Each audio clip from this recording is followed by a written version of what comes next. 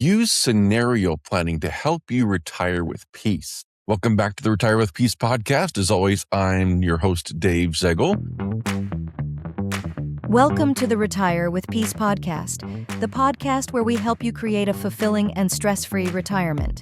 Each week, we bring you expert advice, practical tips, and inspiring stories to help you plan and live your best retirement life. Whether you're nearing retirement or already enjoying your golden years, this podcast is here to support you every step of the way. Let's embark on this journey together and discover how to retire with peace. Many years ago, I worked as a corporate accountant, and in that role, we would usually do some form of scenario planning. Sometimes it was very informal, where we might just have a discussion about things. And other times it was super formal, where we were documenting things heavily. We were going around interviewing people at the company, doing research from sources outside the company. And that was very intense scenario planning. I want to bring that thought into retirement planning and retiring with peace, because it's really important. And it adds on to what we talked about several weeks ago. We had an episode on kind of essentially staying humble, knowing what you know. You can have a view on the world, but also understand that life and the world just doesn't work out exactly as you might think it does, regardless of whatever thought you have on predicting the future. Even those that have predicted certain things happening, it rarely does it work out exactly how it was predicted. So we look at scenario planning to help us with this. And for you and for retirement planning, again, you can be formal with it if you want to. If you really want to put pen to paper and document all this, that's great. It doesn't have to be formal. It can just be gather some thoughts around what you think scenarios might be and then plan accordingly. Here's what it might look like. You could have different scenarios where you say one possible scenario is that the economy just keeps chugging along as is. It keeps going well, kind of like it has the past decade and a half. And there's always stuff that comes up and bounces the economy around for different reasons. You could have the Federal Reserve raising interest rates really quickly. You could have COVID thrown in there. All sorts of stuff has happened the past decade and a half since the great financial crisis. But there's a scenario that says, hey, this could just keep on going well. There's also a scenario that says, hey, inflation could run out of control. There's a scenario that says, within the next 10 years, we could be subject to a major nuclear attack and our economy crumbles. Then there's a scenario that says, the U.S. is going to assert its dominance worldwide, and who knows what happens with that. So there's all different scenarios out, and we will all have some bias on what we think the likelihood of outcomes of those scenarios will be. Again, we need to be humble enough to say, here's what we think, but we cannot be certain that that thing is actually going to happen. So let's say that you believe we are going to continue to have high inflation for a long time. Okay, that's fine. That might happen. Might not happen, might happen. We just don't know. But that is a possible scenario. So what do we do with that? Well, you can certainly look to maybe make some of your investments safer, purchase some assets that will go up in value when inflation is rising. There's lots of different things that you can do. You could also look at the scenario and say, oh man, we're going to get this nuclear attack. So I'm going to just move everything over to gold and Bitcoin, and I'm going to buy some land in the middle of Kansas so that we have a nuclear attack. I can go live on that land, right? So to that, I would say, okay, if you can acquire this land and purchase, in this case, I just said they're going to purchase, gold and Bitcoin. I made that up. So you can acquire this land, you can purchase some gold and Bitcoin. You can do that as long as it doesn't completely screw up your retirement if that scenario doesn't happen. And that's the key. There's a long list of scenarios that can happen. There's also a long list of scenarios that we won't even consider as a possibility that might happen. We need to be able to prepare accordingly and adjust to what happens so we can have a view and we can set a plan that is mostly based on that view or heavily based on that view, but understand that that scenario might not play out. And we don't need to account for all the possible scenarios that could ever happen, but we need to be able to have enough flexibility based on whatever plays out in the world. I'll use a personal example for this. So my wife and I, we got married in 2006. So I'm dating myself.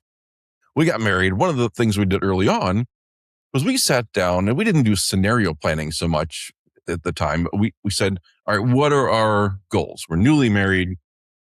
What do we want to have happen in life? What do we want to have happen financially? So talk about, how many kids, timing of kids. We're going to need a new car at some point. We'll need a larger house, likely, as we have multiple children. So we map all that out. And by the way, side note, if you're married, do that exercise. Like, set the goals together and set the priorities of that together. You'll knock out more than you ever thought possible.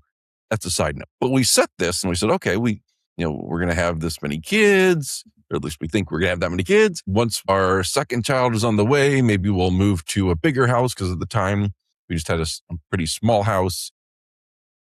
So we laid all this out.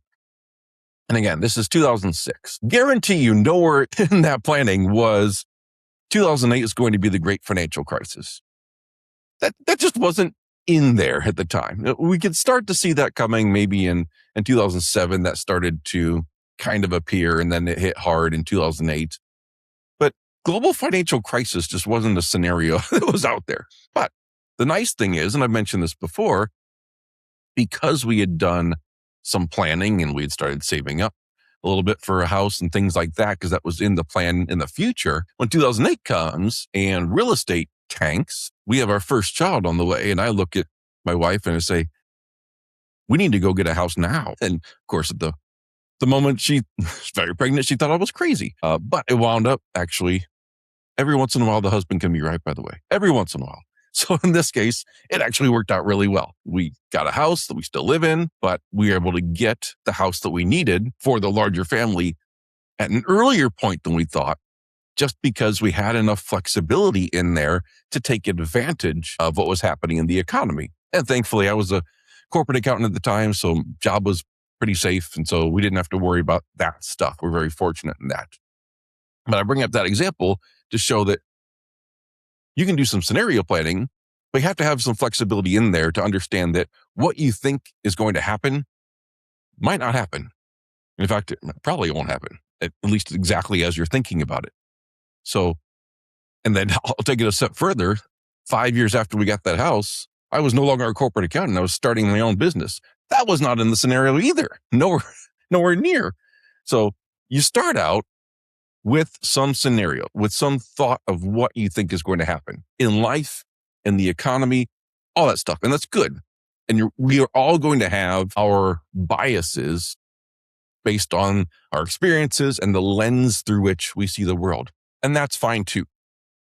The point being, give that some thought. Give all those different scenarios some thought. Determine what you think the likelihood of those is, and also what the impact of those would be, and then plan accordingly for multiple possibilities. Because it might actually provide you some opportunities along the way. We need to be flexible to these opportunities. So you might say, well, I really think that inflation's going to run hot. Okay. And it might. Conversely, maybe something comes along. Maybe all this new technology stuff drives us to deflation. Who knows? That could be another scenario. People are saying, no, we're not going to have inflation. We're going to have deflation. Okay, what investment and planning decisions do we make in each of these scenarios? We don't want to be so tied to one thing that if that doesn't happen, we're caught off sides. We're not prepared. We're not able to adjust, especially in retirement planning. You are in retirement or getting near to it. The last thing you want to have happen is a singular event or singular scenario screwing it all up. And we talk about this all the time. We have at least 5 years set aside in individual bonds that will mature to provide you the cash, and the rest is invested long term. And even within those long term investments, you want to stay diversified in different areas so that no one thing is ruining that long term. So have your scenario planning that can help provide some overall direction. But understand, when we talk about scenario planning, we're not planning for one scenario. We are planning not for every scenario, but we are planning for multiple different things that can happen, and also understanding that the scenario that happens could not even be on the radar. Global financial crisis, COVID, all sorts of stuff happens all the time that we don't even see as a high likelihood or any likelihood at all. So plan accordingly. Have multiple scenarios, not a million scenarios. Have multiple likely scenarios, possible scenarios, and plan accordingly across those. That way, whatever happens, you can still be in good position and you can still retire with peace.